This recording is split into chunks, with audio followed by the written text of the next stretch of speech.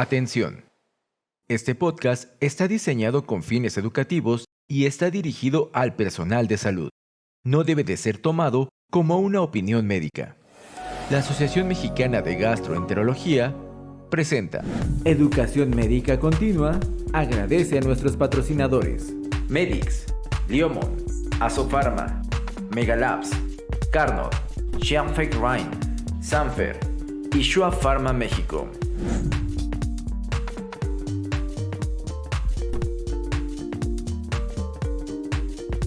Gastroperlas AMG, conducido por el doctor Guillermo Argüello.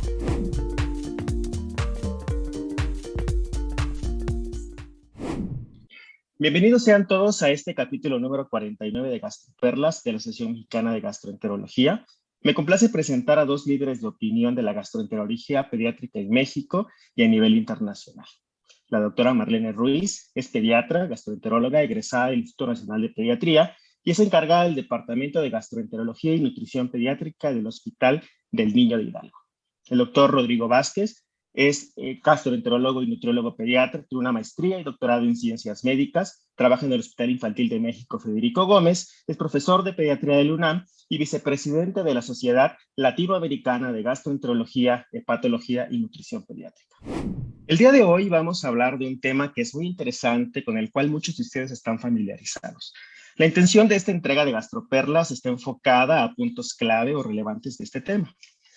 Vamos a platicar de los trastornos gastrointestinales funcionales en pediatría. En la última revisión de los criterios de Roma 4 se propone la definición consensuada por el grupo de expertos de denominarlos como trastornos de la interacción cerebro-intestino. En concreto, podemos hablar que los síntomas gastrointestinales están relacionados con alteraciones de la motilidad, hipersensibilidad visceral, alteraciones en la microbiota, en la función mucosa inmunitaria y al nivel del sistema nervioso central. Tomando esto como base, doctor Rodrigo, ¿nos podrías platicar qué son los trastornos gastrointestinales funcionales o los bien llamados trastornos de la interacción cerebro-intestino? Muchas gracias. Sí, pues mira, Memo, la verdad es que no es que estemos descubriendo cosas o inventando nuevos padecimientos o nuevas enfermedades. Es simplemente tratar de que cosas o situaciones que de forma habitual se presentan en los lactantes, en los niños y en los adolescentes, nos podamos comunicar todos utilizando como que el mismo idioma. Y entonces un grupo de expertos, inicialmente de gastroenterólogos de adultos y de expertos de la salud digestiva de adultos, se reunieron. Y esa primera vez que se reunieron, como fue en la ciudad de Roma, pues les encanta ponerle los nombrecitos, ¿no? Entonces son los criterios de Roma. Y estos en la segunda entrega ya incluyeron padecimientos pediátricos, es decir, todo el mundo conocemos que es el cólico, ¿no? Sin embargo, cada quien podría tener una definición diferente de cólico, o bueno, dependiendo del grupo de estudio, etcétera. Entonces, el objetivo de los criterios de Roma es tratar de unificar, que todos hablemos el mismo idioma.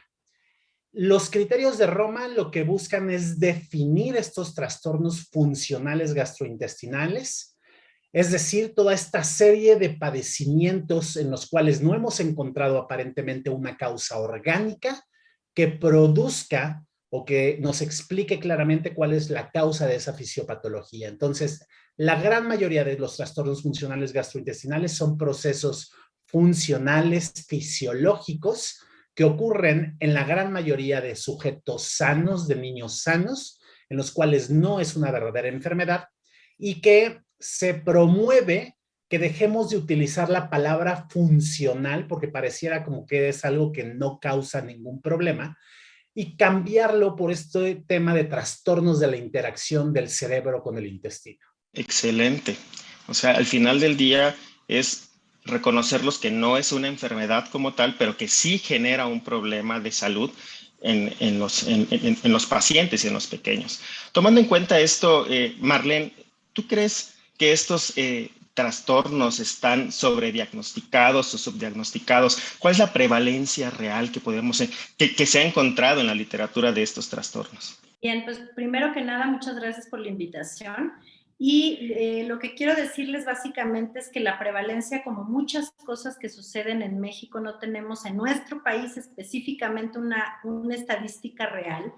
Pero creo que ahorita, abonando un poco a lo que decía Rodrigo, creo que lo más importante en donde nos tenemos que enfocar es primero en dividirlos, ¿no? Y se dividen en dos grandes grupos, que son los menores de 5 años y los trastornos gastrointestinales de los mayores de 5 años o de escolares y adolescentes, ¿no? Entonces, creo que primero definiendo de esa manera va a ser más fácil poder encontrar una prevalencia. Y creo que los que más han publicado es Colombia, se parece más a nuestro país, y en Colombia de manera general, digamos, en 2019 hay una publicación en donde nos dicen que de manera general, incluyendo ambos grupos, estos dos grupos, más o menos el 30%, estamos hablando en general, que es básicamente un poquito por arriba de lo que reporta, por ejemplo, nuestro país más cercano, que es Estados Unidos, ¿no? Ahí hay un 20% igual de manera global. Pero creo que si ya nos vamos específicamente a cada uno de los trastornos funcionales, hay muchísima, son muy heterogéneas las prevalencias, ¿no? Depende un montón dónde lo leas, si el diagnóstico se hace en el servicio de urgencias que en la consulta. Entonces es muy, muy variable, y a veces, por poner un ejemplo, ¿no? Del cólico puede ir una prevalencia descrita del 2, pero se puede ir hasta el 70%. Entonces es muchísima digamos, la variabilidad que hay en esta prevalencia. Entonces creo que importante sería definir que vamos a hacer estos dos grandes grupos, y ya teniendo esos dos grandes grupos sabemos cuáles son los más frecuentes de cada uno, y así va a ser más fácil englobarlos, ¿no? ¿Qué opinas, Rodrigo? ¿Sabes cuál ha sido el problema también? Que tenemos la cuarta entrega de los criterios de Roma, ¿no? Y se supone que ya en unos añitos tendremos la quinta entrega. Y estos criterios sí han ido modificándose, han ido cambiando. Y entonces los estudios de prevalencia que existen, sí se ve diferencia dependiendo si aplicas criterios de Roma 2 o criterios de Roma 3 o incluso criterios de Roma 4.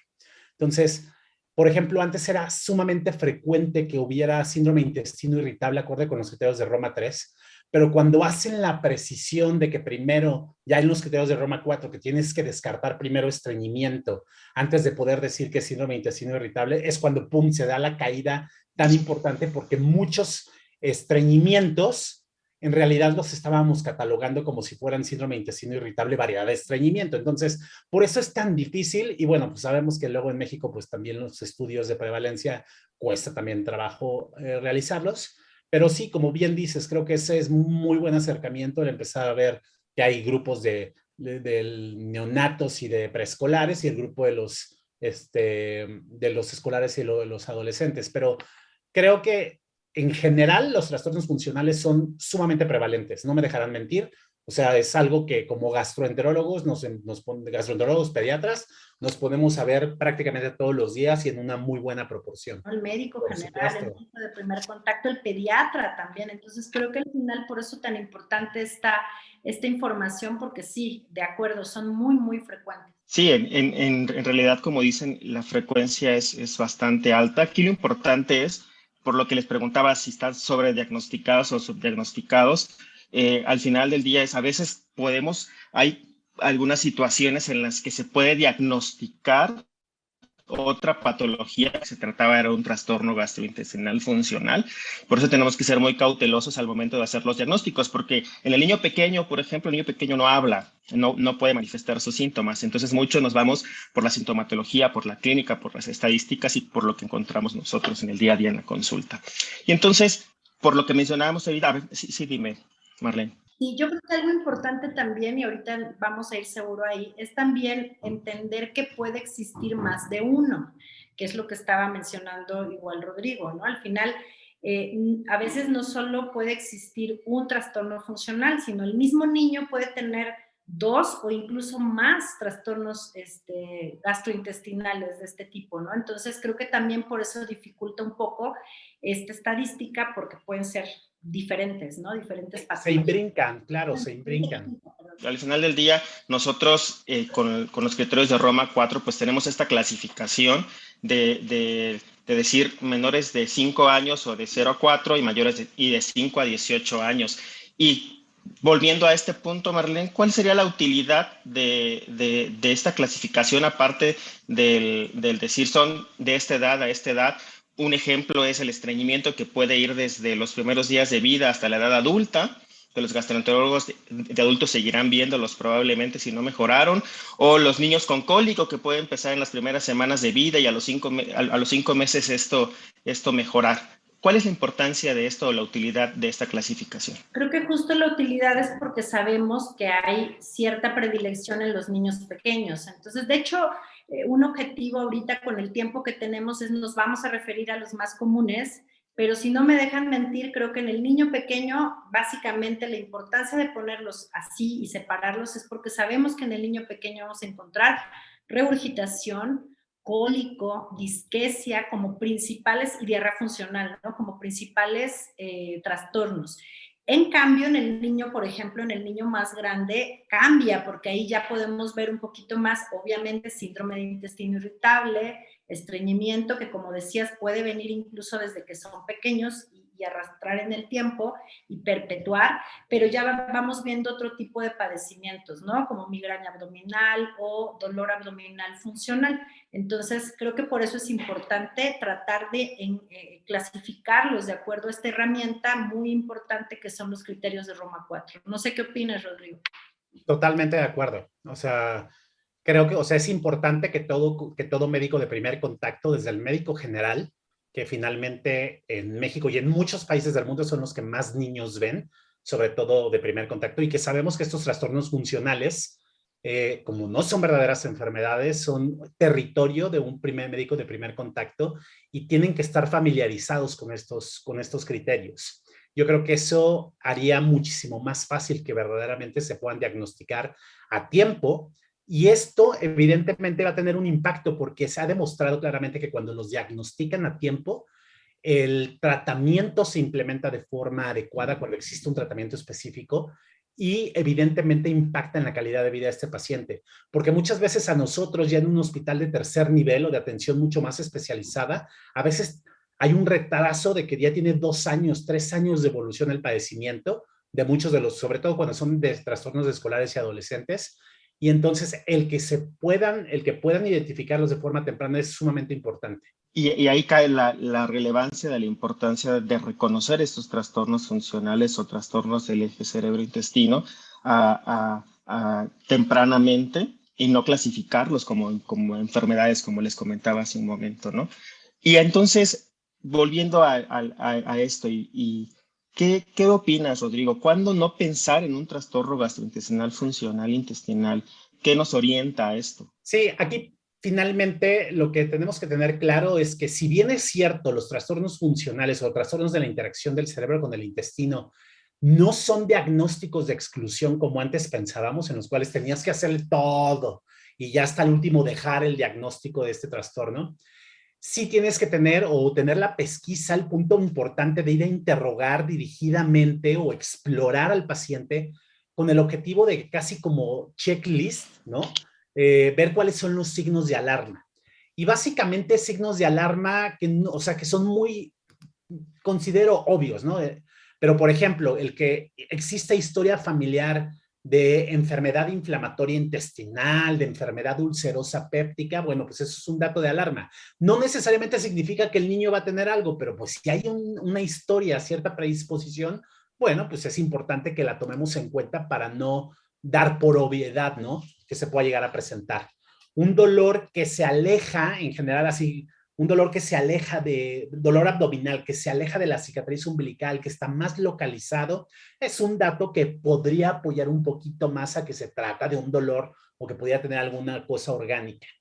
El hecho de que se presente disfagia o dinofagia, es decir, dificultad o dolor al momento de la deglución, que se presente vómito, sabemos que el vómito nunca es algo normal, entonces el vómito persistente, algún sangrado, el que el niño no suba de peso o que al contrario haya disminución de peso, que exista fiebre inexplicada, a menos de que el niño no esté consumiendo totalmente las calorías, bueno, pues podría bajar de peso, ¿no? Pero si es un niño que normalmente está consumiendo el aporte calórico aparentemente normal y contiene una pérdida de peso de forma involuntaria, una desaceleración lineal del crecimiento o retraso puberal, son datos que te deben alertar de que a lo mejor se pudiera tratar de alguna cuestión orgánica. Entonces es importante que el médico que ya está sensibilizado a que existen estos trastornos funcionales busque específicamente estos signos de alarma.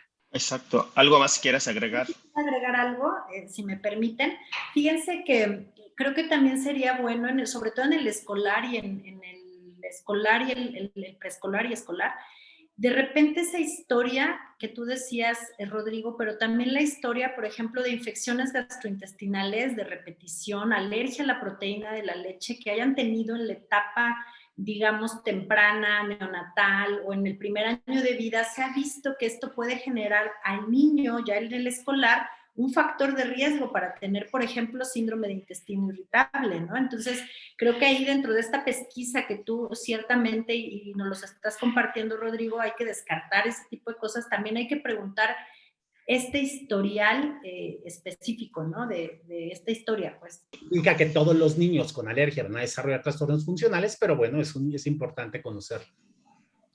No, y básicamente al reconocer todo esto, pues recordamos que para hacer el diagnóstico, pues la clínica es la que nos va a guiar mucho a todo esto, y una historia clínica adecuada, un examen físico correcto, ¿no? Bien abordado, entonces nos va a ayudar a disminuir la realización de estudios que no son necesarios. Y ya hace rato nos decías, Marlene, de que si se puede tener más de un trastorno gastrointestinal funcional, y quería hacerte esa pregunta también. ¿Qué opinas sobre esto? Lo que decíamos, que pueden estar imbrincados, y cuál es la asociación que tú consideras, o que la evidencia nos dice que se presenta más. Pues mira, la evidencia realmente igual sacada de Latinoamérica, no de México. El porcentaje que reporta el doctor Velasco de más de un trastorno es más o menos del 9%, y de más de dos ya es raro, ya es realmente muy raro, es del 1%, o sea, no sería frecuente tener más de dos, pero creo que sí pueden coexistir.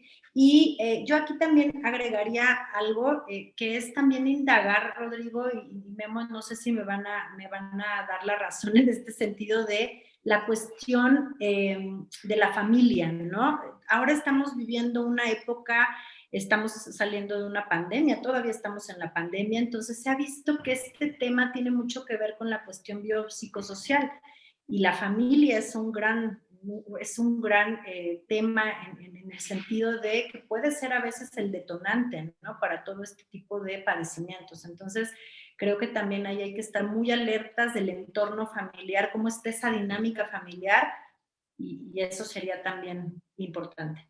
Totalmente de acuerdo. Sí, y pues no, como decíamos, al final, cuando llegan los papás a la consulta y tú vas viendo cómo está toda esta situación, y haces tu enfoque biopsicosocial, encuentras muchas situaciones ahí, incluso que pueden existir trastornos gastrointestinales funcionales en la misma familia, que pueden orientarnos hacia este punto.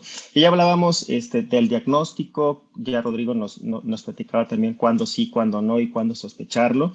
Parte de todo esto es el pensar que cuando nos enfrentamos a estos trastornos funcionales, o a estos trastornos del eje cerebro-intestino, pues realmente el realizar estudios invasivos está en muchas ocasiones por demás, cuando nosotros estamos pensando que se trata de esto.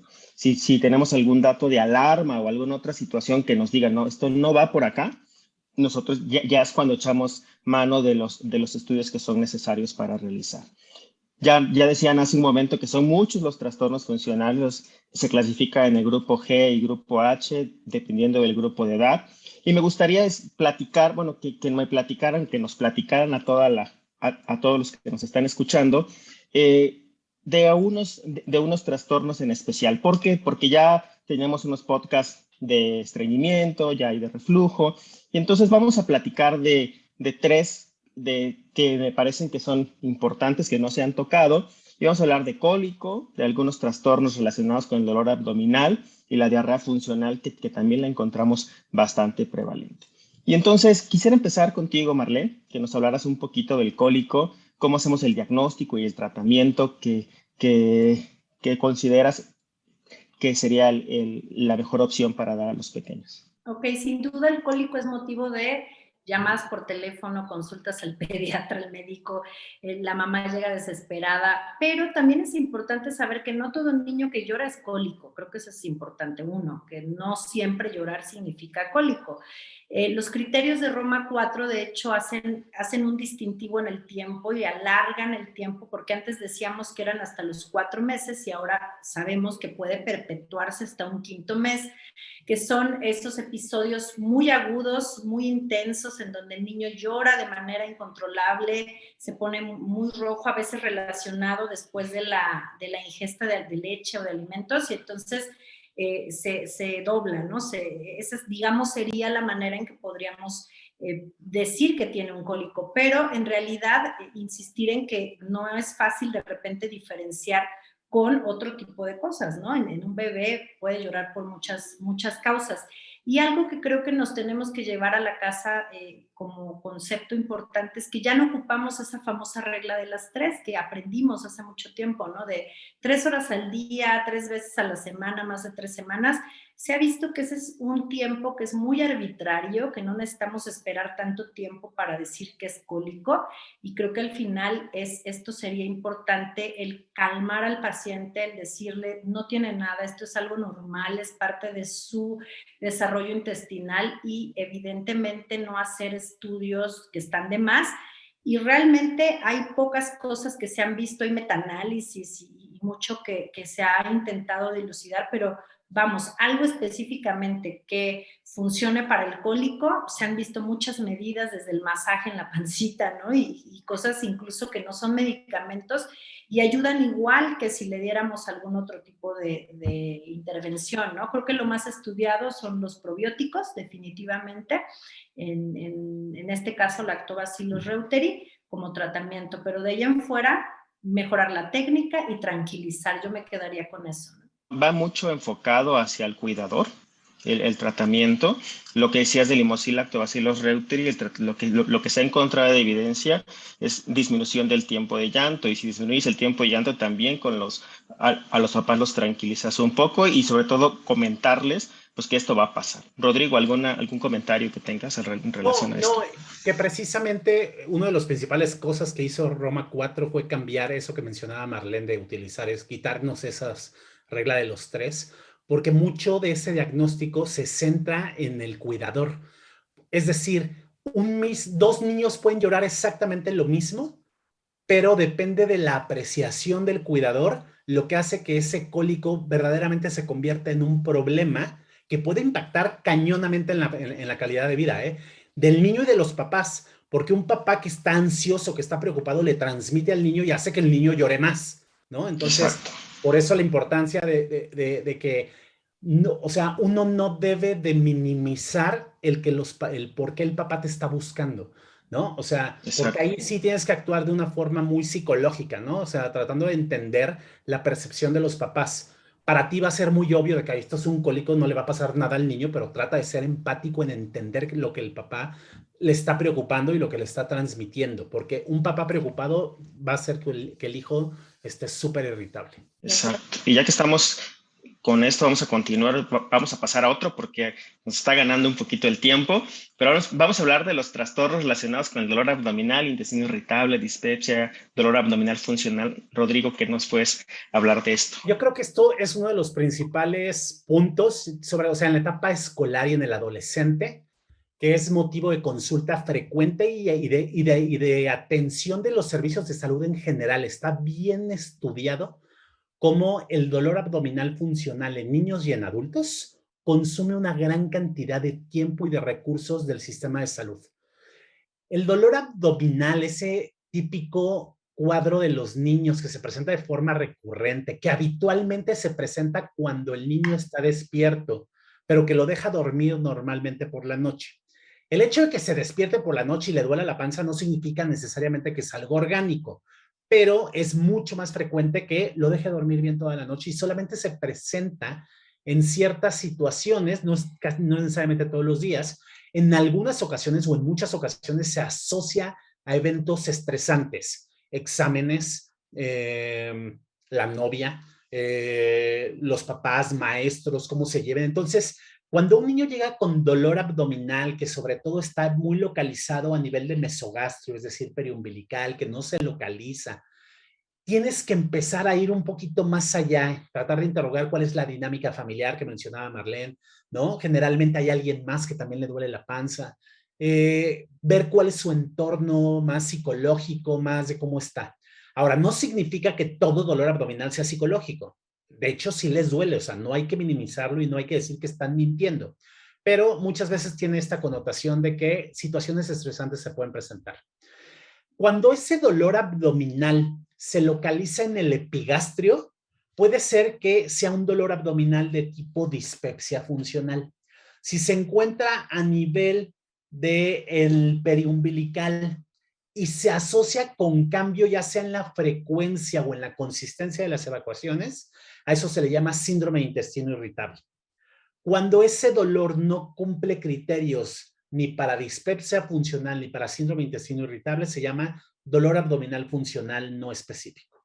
Los criterios en general de Roma te dicen que es un dolor que se presenta una sensación, antes decía sensación de molestia, pero es esa sensación de malestar, de dolor que se presenta a nivel abdominal y que guarda relación con cambios en las evacuaciones, síndrome de intestino irritable, que está presente a nivel del epigastrio y no se asocia con cosas normales como comer, porque algunas personas después de comer pueden llegar a presentar cierta sensación como de plenitud y eso ser interpretado como dolor y eso no necesariamente significa que sea una dispepsia funcional. Y cuando no cumple con nada de esto es un dolor abdominal funcional no especificado, pero en realidad los tres se comportan como hermanitos. Y aquí es donde la mayor frecuencia se ha visto. O sea, hay personas que tienen dispepsia funcional y que además también pueden llegar a presentar dolor abdominal funcional o síndrome de intestino irritable. Por eso es muy importante que siempre les digo a mis pacientes, ¿no? O sea, que ellos con el dedo me digan en dónde les duele. Y hay muchos pacientes que te dicen claramente, a veces me duele aquí, es decir, en el epigastrio, y a veces con el mismo dedo te dicen, pero a veces también me duele acá, es decir, alrededor del ombligo. Y entonces es importante entender que pueden existir esas dos posibilidades. Pero lo que siempre digo es que no se nos olvide, quizá la causa más frecuente de un dolor no orgánico, un dolor abdominal no orgánico, es el propio estreñimiento, es decir, el estreñimiento, muchos pacientes también les puede doler la panza. Entonces, por eso siempre que todo paciente que te llega por dolor abdominal, irremediablemente sí o sí les tienes que preguntar cómo son las características de sus ecuaciones. Y no solamente quedarte con la pregunta de, ¿cómo haces popó? ¿Bien? Todo mundo hace popó bien. O sea, la mayoría de la gente estreñida no sabe qué es estreñida. Entonces hay que interrogar cuál es la forma, la consistencia, si tapan la taza del baño, si les cuesta trabajo, si tienen que pujar mucho, ¿no? Eso creo que sería una buena idea porque que no se nos pase que el estreñimiento es una causa frecuente de dolor abdominal funcional. Como tal, este es el ejemplo típico en el cual existe una alteración en el eje microbiota cerebro-intestino y entonces se ha hipotetizado que el dolor abdominal funcional podríamos tener alternativas de manejo a nivel de la microbiota y por eso se han intentado probióticos. Básicamente, por ejemplo, para el síndrome de intestino irritable, Lactobacillus rhamnosus GG es el que más evidencia tiene y tiene una buena eficacia. Pero, por ejemplo, para dolor abdominal funcional no funciona. Ahí es donde también L-Reuteri ha demostrado en dolor abdominal funcional. En síndrome de intestino irritable no. Este es un punto importante y vale la pena hacer el comentario todavía a colación que los probióticos son cepa específico para entidad específica. Es decir, no todas las cepas probióticas, a pesar de que sean muy buenas como el Rhamnosus, no sirven para todo. Entonces, por ejemplo, para dolor abdominal funcional no sirve, pero es muy bueno para el síndrome de intestino irritable. En general, los cambios de dieta no son lo más adecuado para los trastornos de dolor abdominal. En general, ahí lo que tenemos que, o sea, hay estudios en adultos, por ejemplo, con la típica dieta baja en FODMAPs, que es el acrónimo de oligosacáridos, monosacáridos, disacáridos y polioles que fermentan, que estos son fenómenos, o sea, que se encuentran presentes en una gran cantidad de alimentos. La verdad es que la evidencia en los niños todavía está un poquito limitada y hasta el momento no es el tratamiento estándar. Creo que sí pueden tener algo promisorio, pero no hemos encontrado la cantidad de restricción de esta dieta de FODMAPs que tendríamos que dar. Pero sí existen preocupaciones, al menos desde el punto de vista nutricional, de que establezcamos dietas restrictivas en la población pediátrica y por el momento no deberíamos de hacerlo. Entonces, en general, el tratamiento es considerar los probióticos, tranquilizar a los familiares explicándoles que es un padecimiento benigno. Y como ya bien lo adelantó Marlene, en muchas ocasiones referirlo con un psicólogo, ¿no? Con un profesional de la salud mental, porque que le puede enseñar a cómo manejar las emociones o esas situaciones estresantes, y muchas veces son ellos los que terminan curándolos, ¿no? Quitándoles ese padecimiento. Excelente. Vamos a continuar. Estuvo muy completa la participación. Vamos a hablar o algo más que quieras agregar, Marlene. Está perfecto. Perfecto. Esto es muy real y creo que al final creo que la parte más importante que yo abonaría a este comentario de Rodrigo es, si tenemos a un niño que revisamos perfecto, que interrogamos perfecto, que no hay datos de alarma, no tendríamos por qué pedir estudios, que eso va a estresar más a las mamás. Llegan con 3, 4, 5 ultrasonidos, con un montón de cosas innecesarias. Entonces, eso que dijo Rodrigo es muy cierto, calmar al familiar y creer realmente que lo que estamos haciendo es lo correcto y no requerimos más estudios, no hay más que hacer. Así es. Y vamos a tocar el último trastorno que vamos a hablar, de diarrea funcional. ¿Algún comentario que tengamos para esto? Esto es uno de los trastornos funcionales que menos sabe la gente que existe, porque yo creo que, o sea, para todos resultaría como que muy lógico que si existe una diarrea es porque no se están aprovechando los alimentos o que hay una infección gastrointestinal. Y suena muy lógico, pero en realidad los preescolares, porque se presenta en la etapa de preescolar entre los 2 y los 5 años, pueden llegar a presentar esta diarrea funcional y son evacuaciones disminuidas de consistencia.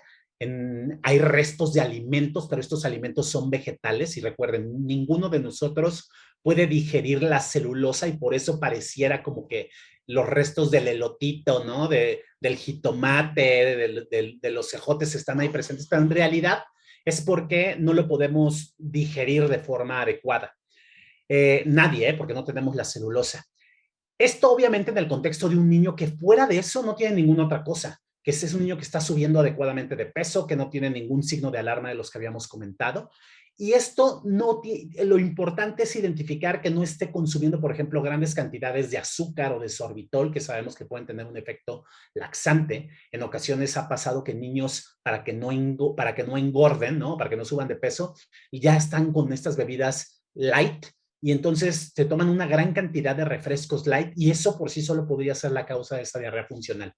Pero en general no tenemos que hacerle nada porque ese niño no tiene un problema de malabsorción ni tiene un problema infeccioso. Por lo tanto, en general lo que tenemos que hacer es intentar, no hay muchos estudios, han intentado cepas probióticas, pero la verdad es que en general es simplemente explicarle a la mamá que es algo completamente normal y que eventualmente se le va a quitar, hacer un seguimiento, ver claramente que ese niño va subiendo de peso de forma adecuada y a veces ciertas modificaciones dietarias podrían llegar a funcionar, ¿no? Favorecer que no consuman altas cantidades de frutas, checar la cantidad de jugos que están consumiendo y habitualmente con eso no habría mayor cosa que hacer. En los últimos criterios de Roma, los 4 hacen un incremento en la edad, ¿cierto? De los 3 lo incrementan y dicen, ok, esta diarrea funcional puede presentarse hasta incluso niños de 5 años, ¿no? Entonces se alarga, pero creo que ahí lo más importante es no utilizar antibióticos ni nada de ese estilo, por favor, porque es un niño que está por lo demás sano. Excelente. Pues ya hablaron durante toda la charla del papel de los probióticos en las diferentes patologías, bueno, diferentes trastornos que mencionamos. Y ya por obviedad del tiempo, que ya nos está ganando un poquito, me gustaría que cada uno de ustedes mencione una gastroperla. ¿Qué mensaje le dan a las personas que nos están escuchando para que se lleven a casa o para que lo sigan escuchando en casa? Voy a empezar. Yo me quedaría sin duda con el hecho de entender que estos trastornos del eje intestino-cerebro existen, que nos vamos a enfrentar a ellos, que son frecuentes y que una buena exploración física descartando datos de alarma hacen innecesario el hacer o justificar estudios. Creo que yo me quedaría con eso. No hay necesidad de que esos papitos estén gastando tanto dinero, el sistema de salud tenga tanto gasto en algo que no requiere. Me quedo con eso. Completamente de acuerdo, creo que es el punto más importante. Yo a lo mejor lo que me quedaría o lo que trato de hacer es que tengamos a un profesional de la salud mental a la mano, porque muchos de los trastornos funcionales del tipo de dolor abdominal nos pueden ayudar muchísimo, pueden ayudar mucho a dar una calidad de vida, la cual se ha demostrado que en algunos pacientes o en algunas personas puede ser tan intensa que verdaderamente casi equiparable como tener artritis, ¿no? O sea, pueden ser muy incapacitantes, de tal forma que tener un profesional de la salud mental a la mano que esté sensibilizado para el manejo de estos trastornos puede ser sumamente útil. Pues muchas gracias, Marlene, muchas gracias, Rodrigo, por su participación. Y a ustedes que nos escuchan también esperamos que este tema haya sido de su agrado y que sea aplicable para su práctica diaria. Muchísimas gracias por estar con nosotros. Gracias por la invitación. Saludos. Gracias, Memo. Nos vemos, Marlene. Bye. A ustedes por estar. Esto fue Gastroperlas AMG. Los esperamos en la próxima emisión. La Asociación Mexicana de Gastroenterología presentó. Educación Médica Continua agradece a nuestros patrocinadores: Medix, Liomon, Asofarma, Megalabs, Carnot, Xianfeng Rhein, Sanfer y Shua Pharma México. Atención. Este podcast está diseñado con fines educativos y está dirigido al personal de salud. No debe de ser tomado como una opinión médica.